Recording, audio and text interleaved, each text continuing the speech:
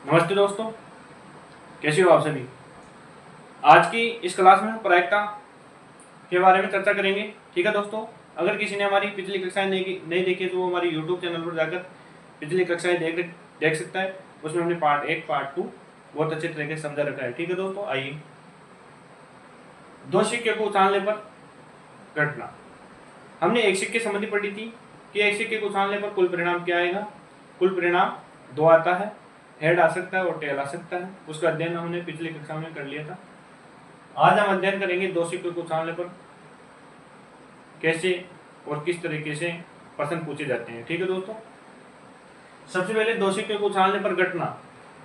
मैंने पहले आपको बताया था कि सबसे पहले आपको कुल परिणाम देखना है। कुल परिणाम के सूत्र था 2 की घात n।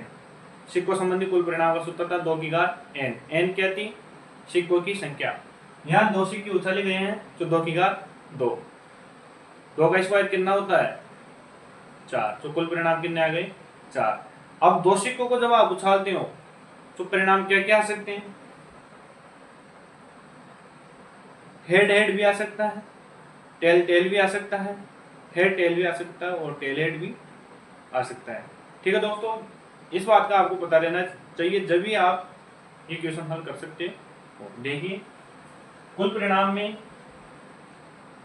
हेड हेड भी आ सकता है, टेल टेल भी आ सकता है, हेड टेल भी आ सकता है और टेल हेड भी आ सकता है। यह आपकी कुल परिणाम हो गया। ठीक है दोस्तों, अब आप आसानी से दो सिक्कों संबंधी प्रश्नों को हल कर सकोगे। देखिए, दो चित्त आने की प्रायिकता होगी। अब इसमें प्रश्न कैसे पूछा जाएगा?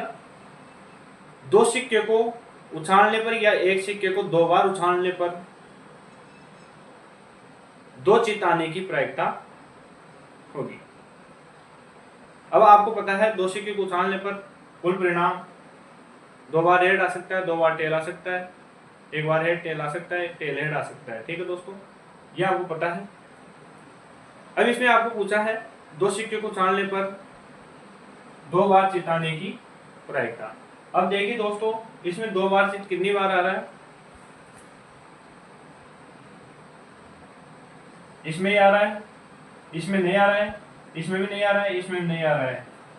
सिर्फ 2 बार चित्त कितने में आ रहा है? सिर्फ एक में आ रहा है। कितने में आ रहा है? एक में आ रहा है। तो अनुकूल परिणाम कितने हो गए दोस्तों? 1। कुल परिणाम आपके पास 4 थे और प्रायिकता का सूत्र होता है अनुकूल परिणाम बेटा कुल परिणाम। तो ये हो गए 1 बेटा 4। ठीक है दोस्तों, आइए। दो सिक्के को उछालने पर 2 पट आने की प्रायिकता होगी। अब आपको पता है 2 पट सिर्फ एक में आ रहा है, तो इसका भी कितना हो गया? 1 बेटा 4। कितना हो गया? 1 बेटा 4। दो सिक्कों को उछालने पर एक चित्त आने की प्रायिकता। अब देखिए दोस्तों, जब दो सिक्कों को उछाला जाता है तो कुल परिणाम 4 बनते हैं और इसमें पूछा है एक चित्त आने की प्रायिकता। अब देखिए दोस्तों, एक चित्त कितने में आ रहा है? इसमें तो 2 आ रहा है, इसमें तो आ रहा ही नहीं है, इसमें आ रहा है और एक इसमें आ रहा है। ठीक है दोस्तों, तो 2 में आ रहा है तो 2 बेटा 4। 4 जो कुल परिणाम है, इसको काट दो, 2 एकम 2, 2 दूनी 4। तो ये हो गया आपके 1 बेटा 2। एक पट आने की प्रायिकता। अब देखिए दोस्तों, दो सिक्कों को उछालने पर एक पट आने की प्रायिकता। इसमें तो चित्त आ रहा है, इसमें तो है ही नहीं। इसमें क्या पूछा है? एक पट आने की प्रायिकता। तो एक पट आने की प्रायिकता, तो इसमें तो 2 आ रहे हैं, एक इसमें आ रहा है, एक इसमें आ रहा है, तो 2 बेटा 4। 2 एकम 2, 2 दूनी 4। ठीक है दोस्तों, अब देखिए, ये जो 4 क्वेश्चन है इनमें अधिकतर बच्चे कंफ्यूज हो जाते हैं। कंफ्यूज नहीं होना है, मैं आपको आज बताता हूँ बहुत आसान तरीके से। कम से कम एक पट आने की प्रायिकता। दोस्तों, शब्दों को समझना बहुत जरूरी होता है।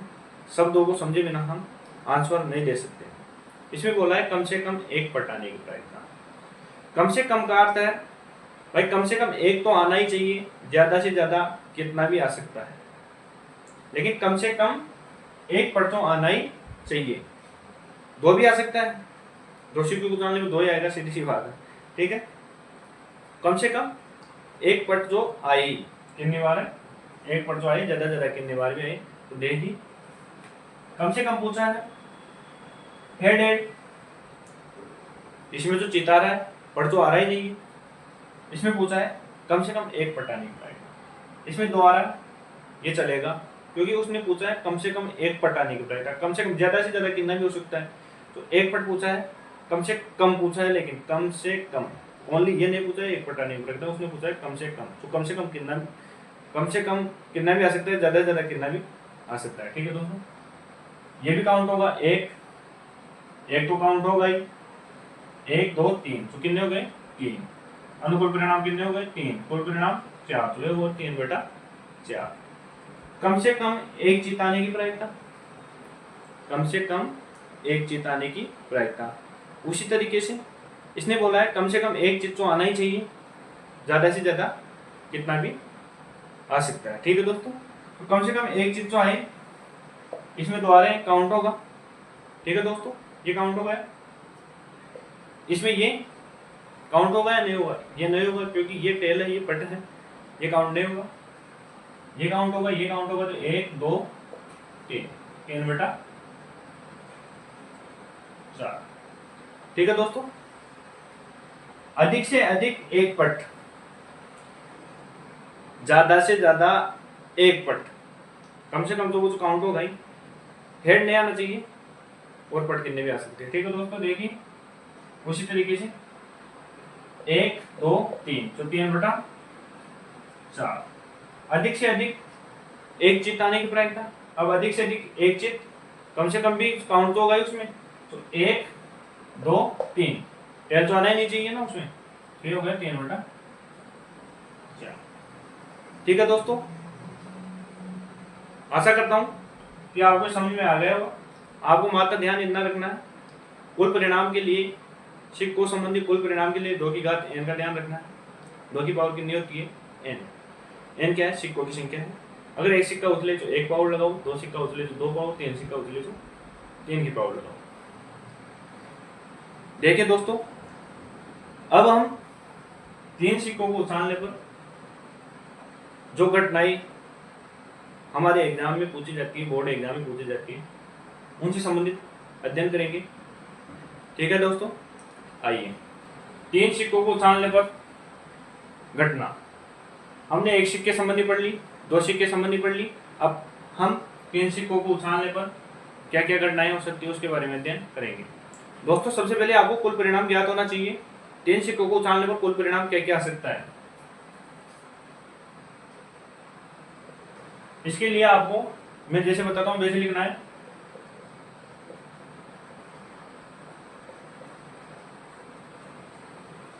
चार बार हेड हो गया, 4 बार टेल लिखना है,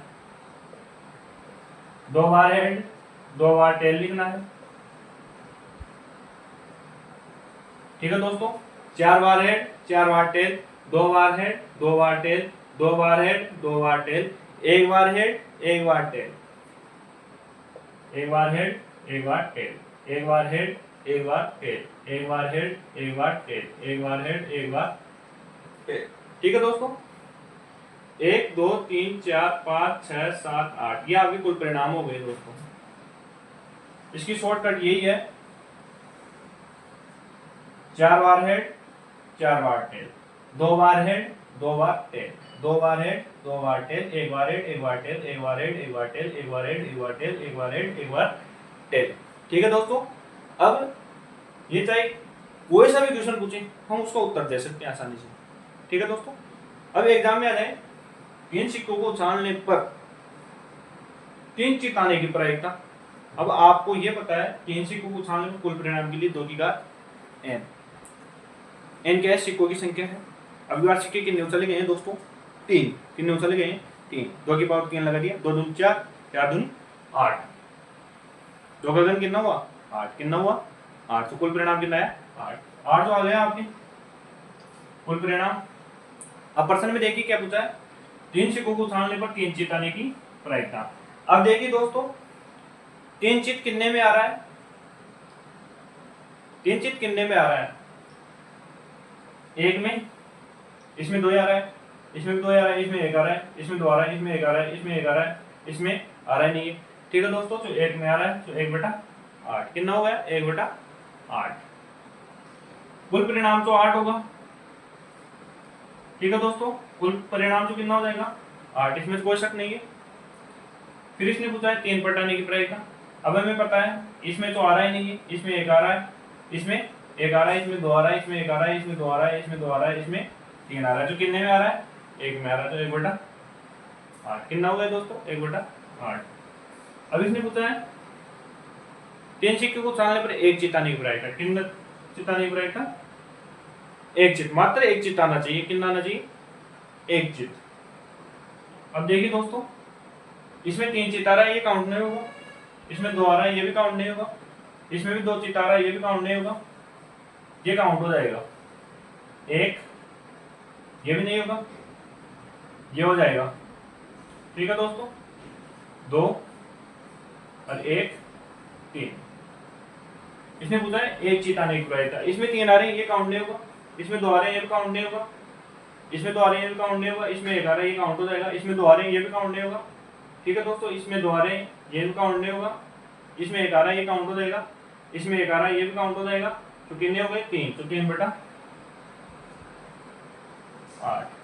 ठीक है दोस्तों, 1 पटाने की प्रायिकता, मात्र 1 पटाने की प्रायिकता, 1 से ज्यादा नहीं आना चाहिए। ठीक है दोस्तों, इसमें आ रहा ही नहीं है, इसमें आ रहा है 1 पट। ठीक है दोस्तों, इसमें भी आ रहा है 1 पट, 2, इसमें भी आ रहा है 1 पट, 3, इसमें जो 3 पट आ रहे हैं इसका काउंट नहीं होगा, तो 3/8। ठीक है दोस्तों, अब इसमें पूछा है 2 चित आने की प्रायिकता। 3 सिक्कों को उछालने पर 2 चित आने की प्रायिकता। अब देखिए दोस्तों 2 चित कितने में आ रहा है, इसमें 3 आ रहा है, ये काउंट नहीं होगा, ये काउंट हो जाएगा। ठीक है दोस्तों, इसमें 2 चित आ रहा है, ये भी काउंट हो जाएगा, ये काउंट नहीं होगा, इसमें 1 ही आ रहा है, ये भी काउंट हो जाएगा, ये काउंट नहीं होगा, ये भी काउंट नहीं होगा, ये भी काउंट नहीं होगा, तो कितना हो गया 3/8। कितना हो गया दोस्तों 3/8। 2 पटाने की प्रायिकता, 2 पट, कम से कम 2, कम से कम सबन नहीं लगा हुआ है, 2 पट पूछा है इसने, 2 पट आने चाहिए 3 सिक्कों को उछालने पर। देखिए इसमें 3 आ रहा है, ये भी नहीं होगा, इसमें 1 ही आ रहा है, ये भी नहीं होगा, इसमें भी 1 ही आ रहा है, ये भी नहीं होगा, ये हो जाएगा। ठीक है दोस्तों, 1, इसमें 1 आ रहा है, ये भी काउंट नहीं होगा, ये हो जाएगा, 2, 1 ही हो जाएगा, इसमें 3 आ रहा है, ये तो काउंट नहीं होगा, 3/8। कितना हो गया 3/8, कितना हो गया 3/8। देखिए दोस्तों, अब देखिए कम से कम 1 चित आने की प्रायिकता, कम से कम 1 चित तो आना ही चाहिए, ज्यादा से ज्यादा कितना भी आए, कम से कम 1 चित तो आना ही चाहिए। इसमें 3 आ रहा है, काउंट होगा। ठीक है दोस्तों, 1, उसके बाद में देखिए इसमें 2 आ रहा है, इसको भी काउंट करेंगे, 2, इसमें 2 आ रहा है, इसको भी काउंट करेंगे, क्योंकि उसने कम से कम पूछा है। 3, इसमें भी आ रहा है, 4, इसमें भी आ रहा है, 5, इसमें भी आ रहा है, 6, इसमें भी आ रहा है, 7, इसमें नहीं आ रहा है एक भी, तो 7/8। कितना हो गया 7/8। उसी तरीके से देखिए कम से कम 1 पटाने की प्रायिकता, भाई कम से कम 1 पट तो आ जाए, ज्यादा से ज्यादा कितना भी आए। इसमें नहीं आ रहा है, 1 भी पटे नहीं आ रहा है। ठीक है दोस्तों, इसमें आ रहा है 1, इसमें आ रहा है 2, इसमें आ रहा है, इसमें आ रहा है, इसमें आ रहा है, इसमें आ रहा है, और इसमें भी आ रहा है, क्योंकि इसमें कम से कम पूछा है, ज्यादा से ज्यादा कितना भी है, तो 7/8।